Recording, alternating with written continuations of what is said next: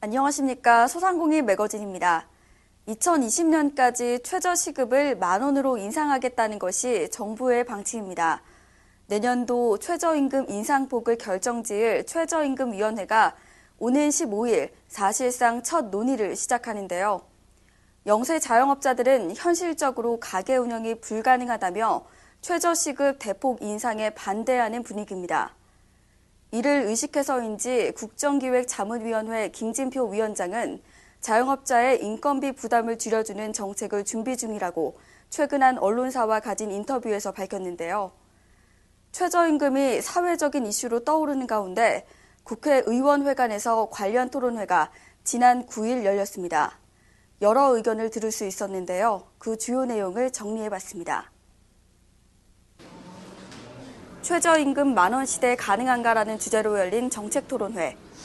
하태경, 이현주, 정양석 국회의원 등이 공동 주최한 자리였는데요.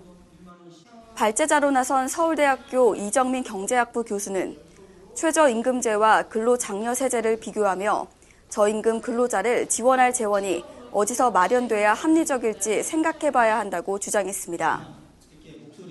2013년에 그레고리 맨큐가 뉴욕타임스 사설에다가 이런 질문을 했어요. 그래서 저임금 근로자한테 보조금을 정부가 이제 지급하려고 하는데 어떻게 재원을 조달해야 되느냐? 그러면서 플랜 A가 있고 플랜 B가 있는데 플랜 A는 고소득층에서 세금을 걷어서 재원을 마련한다. 는 거고 플랜 B는 저임금 근로자를 고용하는 회사로부터 세금을 걷어서 조달한다. 라는 겁니다. 그래서 이게 어떤 정책이 더 좋습니까? 라고 그 사설에 썼어요. 그래서 플랜 A하고 플랜 B를 생각을 해보면은 플랜 B는 좀 이상합니다. 그러니까 여러 가지 측면에서 이상한데요. 공정성이라는 측면에서도 이상하고 이렇게 해야 되는 이유도 납득이 잘 되지 않는데 사실은 플랜 A가 근로장려세제이고 플랜 B가 최저임금제라는 소리입니다. 그러니까 최저임금제라는 게 마치 고용주가 임금을 올려서 고용주가 근로자에게 임금을 더 주는 것으로 생각이 되지만 사실 그 정부 정책으로 보면은 세제 정책이랑 마찬가지입니다. 그래서 이 고용주에서 이전을 시키는 거니까 소득을 근로자에게 이전시키는 거니까 텍스를 걷어서 결국은 보조금을 근로자에게 주는 정책인데 텍스를 걷는 대상이 결국은 저임금 근로자를 고용하고 있는 그 고용주들에게 걷는다는 차이가 있습니다.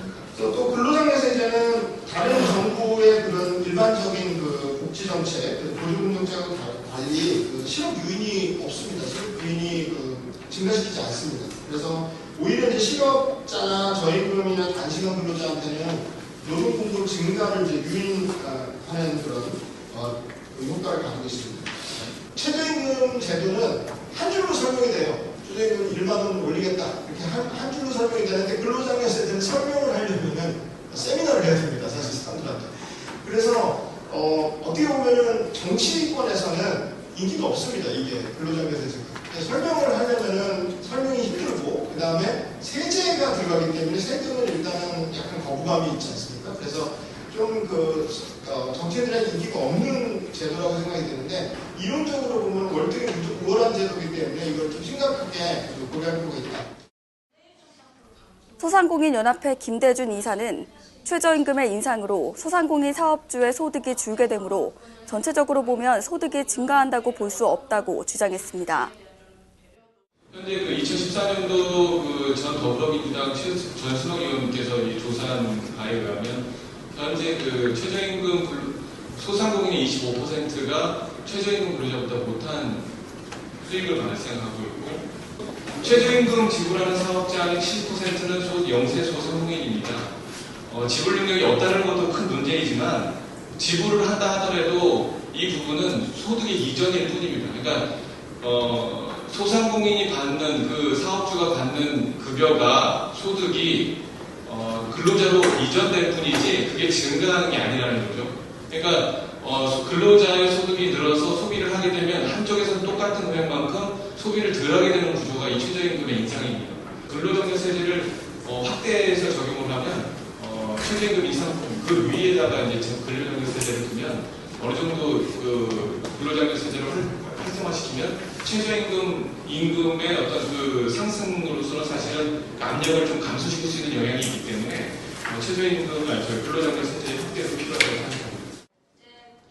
한국항공대 김강식 경영학부 교수는 최저임금을 지금처럼 일률적으로 정해서 지키게 할 게 아니라 세분화해서 적용해야 한다고 강조했습니다. 실제로 고용 기회를 오히려 축소시킬 계획이 높기 때문에 이들을 보호하는 게 아니라 오히려 이들의 그 사정을 더욱더 어렵게 하는 그런 개연성이 훨씬 크다 이렇게도 볼 수가 있을 것 같습니다. 일정 어떤 이 연령층이라든지 일정 어떤 취약 집단에 대해서는 최저임금 적용률을 좀 달리해서 상대적으로 좀 고용하는 측을 좀 편하게 고용할 수 있게끔 그래서 어떤 그러한 것도 필요하지 않을까 하는 이런 생각이 특히 지역마다 고용상이 굉장히 다릅니다. 수도권하고 서울하고 같은 임금 이렇게 지급을 하게 되면은 고용할 수 있는 어떤 그런 형편이 굉장히 어렵게 되기 때문에 고용을 좀 도와주는 그런 측면에서도 좀 지역별로 어떤 그런 임금도 좀 적극적으로 고려할 필요가 있고. 참석자들은 최저임금 인상이 자칫 일할 권리를 박탈하거나 영세업체를 폐업하게 만들어 결과적으로 사회적 불평등을 더욱 조장하는 결과로 이어질 수 있다면서 세밀한 정책 수립을 정부에 요청했습니다.